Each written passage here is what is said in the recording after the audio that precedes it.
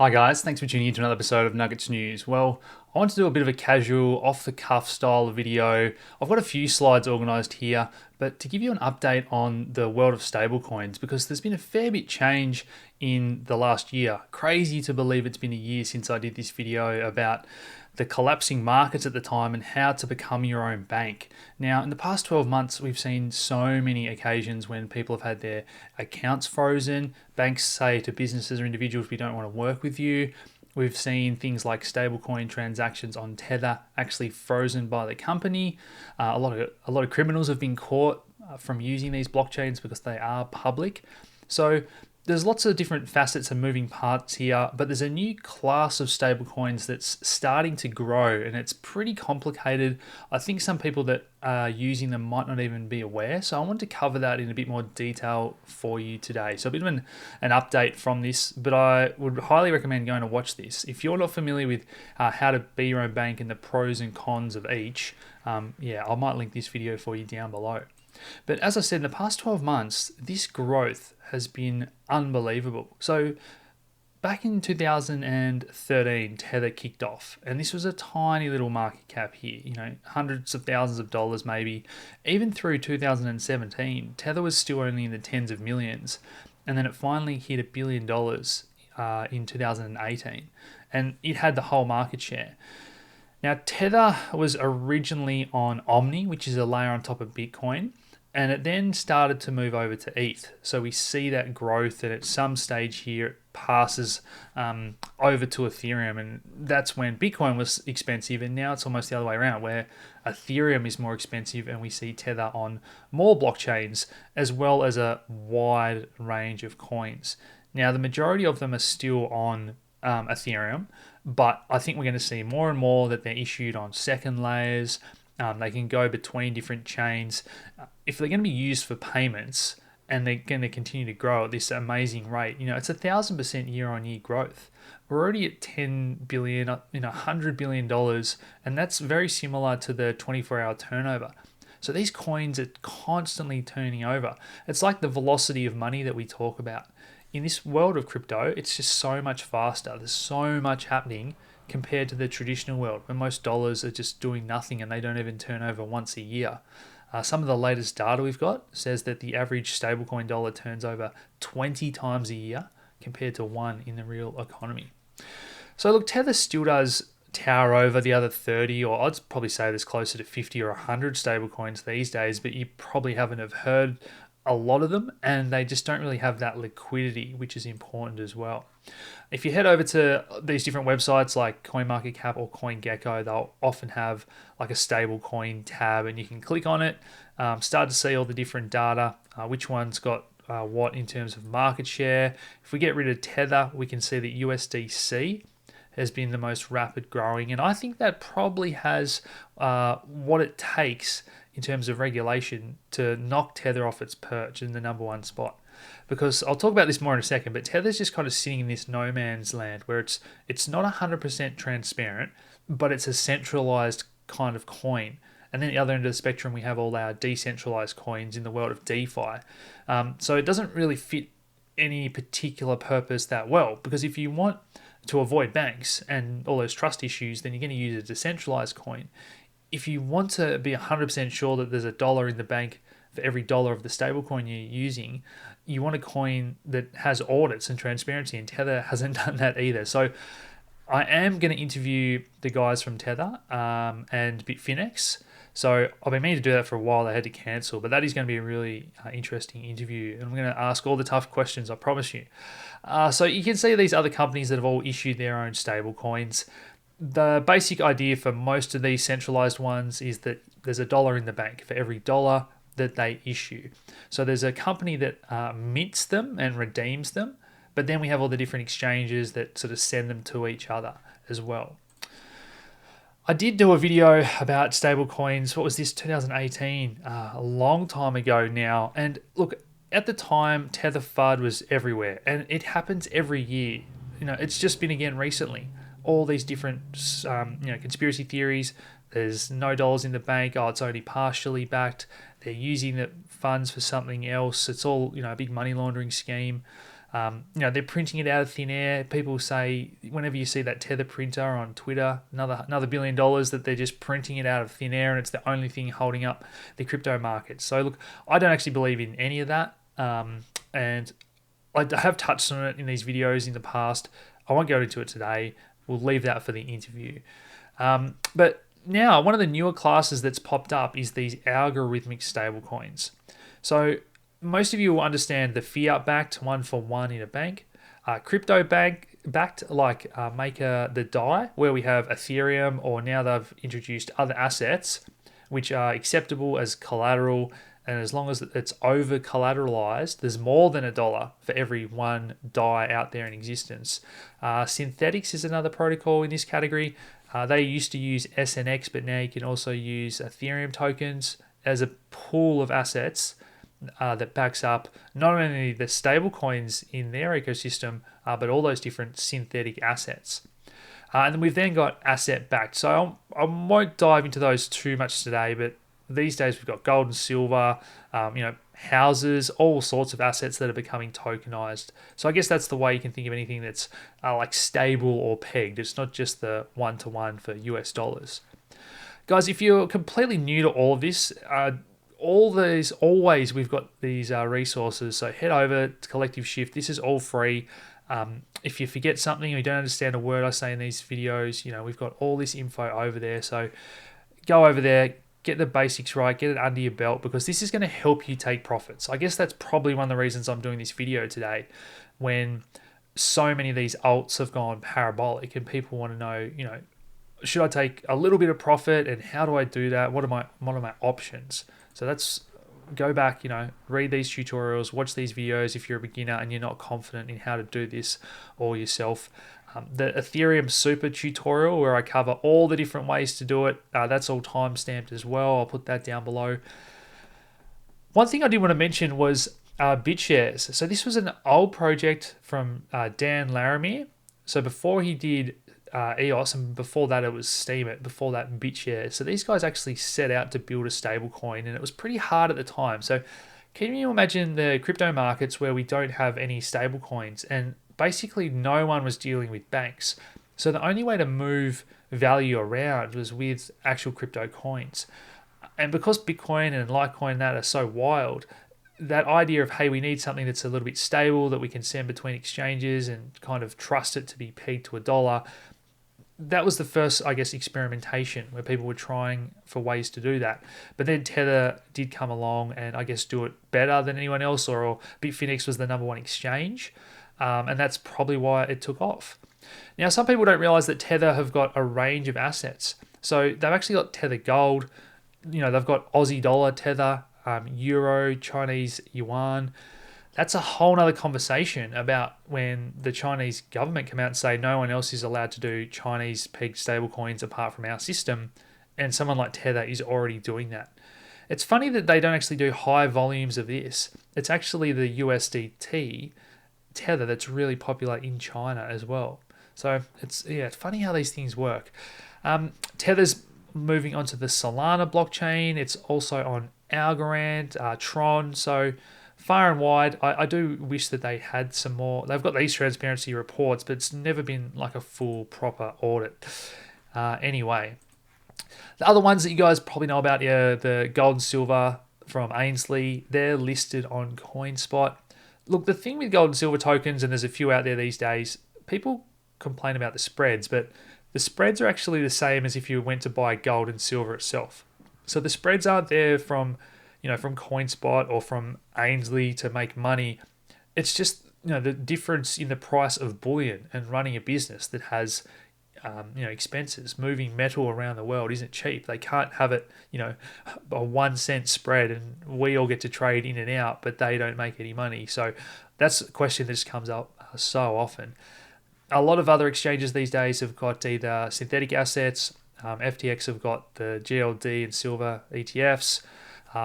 They've also got some gold pegged coins. So there's lots of ways for you to take profits on these centralized exchanges into gold and silver.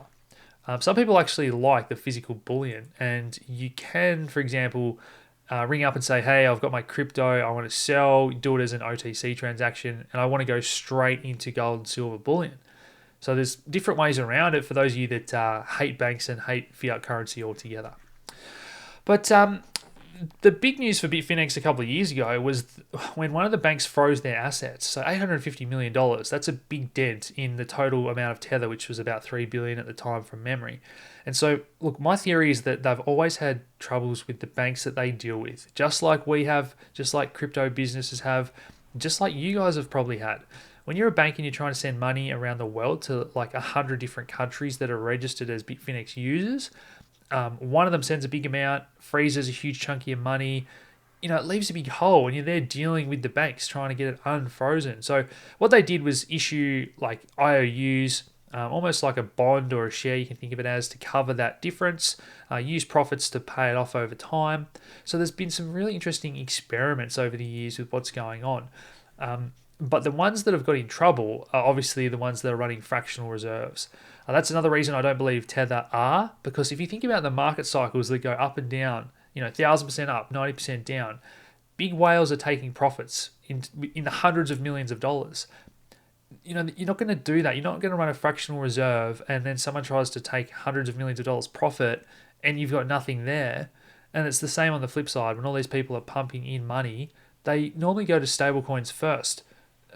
Jesse from Kraken talks about this a lot. It's not just Bitfinex that gets picked on.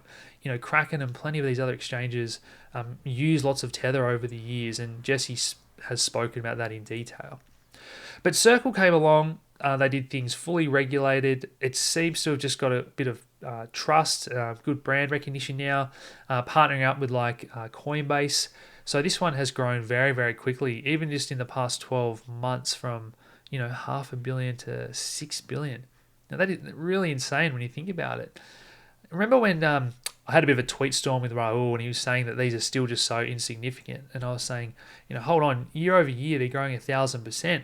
We just hit 10 billion at the time, so I said, next year we'll be at 100 billion, and they're doing that more than in a 24-hour turnover. So I think we very quickly, probably by the end of next year, we're at $1 trillion worth of stable coins. And that's in the crypto world, let alone if central banks issue all of their own. So very, very quickly, I think crypto and stablecoins are going to be the default way that we send money around the globe. All right, so let's talk about these decentralized ones a little bit more. MakerDAO was probably the first real one of these that was widely used. I did a tutorial at the time. I think this was the first one on how to actually create a loan. So you lock up your Ethereum, you can actually mint your own DAI stablecoins that are pegged to $1. That position is over collateralized with Ethereum. Now, remember when Ethereum fell in price like 50% in a day and it was down 90% in the bear market?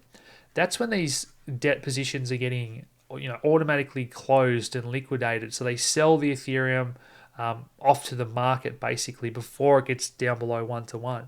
But in that big flash crash on Black Thursday, as we call it, the Ethereum chain was congested like it is now. So fees are really high. These decentralized exchanges and DEXs, they can't liquidate Ethereum fast enough, and there's just too many transactions backlogged.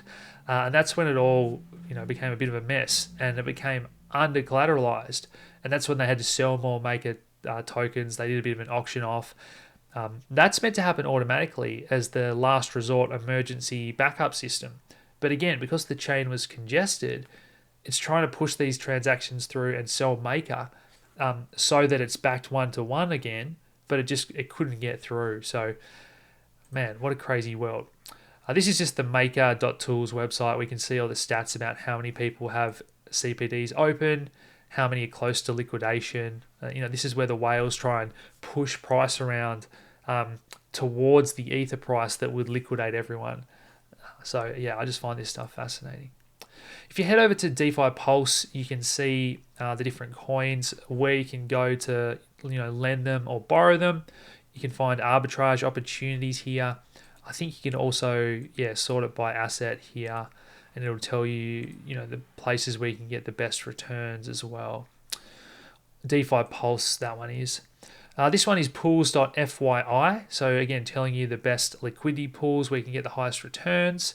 These days, we've got all sorts of baskets of stable coins as well as the individual ones. Synthetix, they've got a wide range of synthetic stablecoins. You can get these from just about any of the decentralized exchanges, or you can mint them yourself as well if you're an advanced user. Reserve Rights is one that I think is a very cool project. It's been a great investment, and well done to plenty of our members who got on this one very early. It's done tremendously well. But this is another one that's using like a pool of stable coins and eventually like a wider range of assets to back their coin as well. So it's like the ultimate reserve. And it really does get you to question, well, what is value? Because everyone gets in a bit of a hissy fit when they say Tether's only 70% backed. Policymakers like the ECB came out recently and said stablecoins are dangerous for the banking system. But if you think about it, dollars are fractionally backed. These days, central bankers tell the banks to not even worry about having the reserves, just lend. So the dollars that we have are actually not backed by anything, and they're saying it's dangerous because some of these stablecoin companies might not have, 100 cents on the dollar. So it's just the opposite end of the spectrum, and it is challenging the banking system and getting people to say, well, hold on, why is it that they say that about that thing? This one's actually way safer, but they're saying this one's dangerous. Just exposing the cracks in the financial system. Head over to Uniswap and you'll find you can type the different tokens you want to swap one for another. 1 inch is the comparison aggregator, and it'll show you all the different websites where you can swap. It'll compare the price for you as well. Now, some of these newer ones that have got inbuilt yield in them. So just like with Maker, we can mint DAI stablecoins. These days with protocols like UMA, you can mint yield dollars and use different assets. You might use Bitcoin or Ren Bitcoin, which is Bitcoin on Ethereum. And you can use that to mint US dollar. So very, very creative. And I know this is advanced stuff, but there's ways now we can kind of get that yield by using and holding a stablecoin. So this is the ETH-backed yield dollar. This is currently trading at over $1.05. So creating massive arbitrage opportunities. Who wouldn't want to mint $1 and then go sell it on exchange for $1.05? So I'm sure that has probably been arbitraged out by now. It's a few days ago when this came out. But this is where you see things like the flash loans. So the big whales will see an opportunity like that and they'll go and do it with $1 million. And they'll, in a flash loan, you do like 4 or 5 transactions at once. So they'll just click the button, that $1 versus $1.05 difference, they'll make $50,000 in a click of a button because of that arbitrage opportunity. Compound USD coin. So this is another example of a coin. Rather than earning interest on it, the interest is built into the coin. So let's have a look over the price over the past 3 months in green, and you can see that it just gradually goes up. So if you bought $1,000 worth of these coins and the interest rate is 10%, at the end of the year you'll have the same number of coins, but it'll be worth $1,100 because the compound USD coin, cUSDC as it's known, this one you can actually just buy and hold on FTX. So in that example there, you can have that coin as collateral and it's earning yield. It's going up in price, and then you can use it. I don't want to go too deep here, but you could use that as collateral for like options where you're, again, gaining yield while you're gaining yield. So this is where you start to, again, yield farm and build protocols on top of protocols and get some very high returns. Right, let's get to the main thing I want to talk about today, because these are exciting, also a bit dangerous. So this is the idea of these rebasing and elastic supply tokens. There's been plenty out there. You've probably heard of Ampleforth. You'll remember that one. Then we had like Yams, and then a fork. They're all forking each other here. So we had Ramble. Then we had Based come along, and then there was all these empty set dollars and that. So we had, what was it? Basis Cash, and then someone forked that. So we had decentralized, composable, stable, empty set dollar. Dynamic set dollar, and now we've got universal dollar. So I'll talk about these in just a second, but They basically rely on the faith of the community and value for token holders for their peg to hold. And I know that's a little bit wishy-washy, but it is. So some of you will be familiar with this word seigniorage, and that basically means where something gets its value from. So when the government prints a $100 note, it's not worth $100 because it's made out of gold and it's got $100 worth of gold in it or anything like that. It's worth $100 just because we say it is. And so that is giving something seigniorage. Now, it's the same idea with these stable coins. So I can't just create 1 million stable coins and say that they're worth $1 and give them out to you, sell them to people. People aren't just going to give me $1 million for that because I say that's what they're worth. They don't have built-in seigniorage. You've got to earn that or create an environment where people believe that enough, I guess is another way to think about it. So what these projects do is a couple of things. They have normally like a governance token where you get a fee, a percentage of the rewards for people that are using the protocol and the stablecoin. And so that then gives it a bit of value. They might then use those governance tokens as a kind of way to back up the system. So there is something backing it, I guess. But the other thing they do, the main thing they do here is change the supply. It's an elastic supply. So these communities start off small, they get a bit of trust that starts to be used, and it can be very volatile at the beginning for this reason. Because if someone ever actually tries to sell a whole lot, you need a market, you need a liquidity somewhere for people to actually be paying $1 for something that you tell them is $1. So as that price starts to fall and too many people are selling, they start to pull supply out of the market. So if there's only $500 worth now, but we've got 1,000 coins out there, we're telling people they're worth $1 each.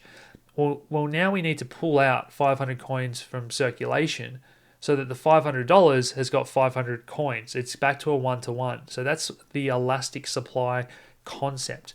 So how you encourage people, there's been different experimentations, and this one is the newest one as far as I could tell. I've honestly never used these too much personally. So what they do here is say, well, when we come up to the next time slot or epoch, which might be like an hour or a day, they say price is under $1, so we've got to buy these back, and we'll give you a bond, or we'll give you something in return that you hold on to. And once we go the other way, where the coin is back to $1 or over $1, and we need actually more coins in supply to push down the price, that's when you can return your bond. The bond will trade at a premium, so it gives people an incentive to buy these bonds and then sell them. So I guess you're creating a bit of game theory here, and these projects tend to pay out pretty high a yield at the start for those people that get involved. When you can bond your tokens in their DAO, or you can add to that liquidity pool on Uniswap, for example. You can speculate on buying those coupons or those bonds. So all this is really high risk stuff. I've seen plenty of these projects collapse. There's been plenty that have exit scammed. So look, always be careful as always if you're using a new project. Don't put in more than you're willing to lose. But I just think that it's a super interesting concept that a lot of people watching this video are probably not even aware of. The idea of seigniorage and what's actually backing these coins one-to-one, how rebasing works, why it fails, what you've got to be careful of. So look, having said all that, what do you guys think now? What would you use as your preferred stablecoin? And I do think for most people, they do like the idea of the decentralized ones. A lot of people have had transactions now frozen by Tether or law enforcement. For that reason, they probably wouldn't want to use the USDCs or the Tethers of the world. But what's disappointing to me is that Maker and the governance holders, they actually voted to bring in more tokens. And one of the tokens that they added was USDC. I'm not sure if they added Tether at 1.2. So you've got a decentralized protocol, and now you're allowing them to add those centralized coins as collateral. What happens if all those coins get frozen? That's really worrying to me. And at one stage, I think USDC was more than even ETH in terms of the amount backing up the system. That's not what we want to see at all. Let's see if they've got the data for that here. No, I'm sure it's here somewhere staring me right in the face, and I just can't find it. Anyway, moving on. Where are we up to here? Right, okay, so how do you do this? How do you take profits? You can go onto the exchanges if you're familiar with how to send your coins to, CoinSpot or whatever exchange you use, Binance, FTX, and just swap them over, take profits and sell that way. You can do it as, ring up your broker, like I just mentioned. Ainsley do that if you want to go into gold and silver or dollars. People like Caleb and Brown, you've seen on our website as partners. In the world of DeFi, doing it all yourself and staying in the digital world, you can do that all by connecting through your MyEther wallet, through MetaMask. Go on back and watch that super tutorial for all the different options there. Connect your Ledger, your hardware wallet. Independent Reserve have got insurance these days. A lot of people don't want to muck around with all these different devices and passwords and online security. They're worried about that. So it's kind of been a big trend that's just starting to pick up in a lot of places around the world. Custody and insurance for those that just don't want to deal with it, don't want to have the stress, and you can pay an annual fee for insurance and the custody, for example. Funds are the other one. So DigitalX have got a couple of funds these days. Grayscale is the one that everyone knows, the massive Bitcoin trust. They've got a range of trusts as well, but we still don't have the holy grail, the ETF. And the reason that the ETF is probably, I think, a little bit just that one step better, because a lot of people have just got your average brokerage account and they still can't buy Grayscale, for example. It's accredited investors only. I think in Australia it might even be high net worth or accredited only for these funds. Maybe one of them's public, don't quote me on that. But it's not the same as just logging into your CommBank account or your Robinhood and just clicking one button, I want to buy the Bitcoin ETF.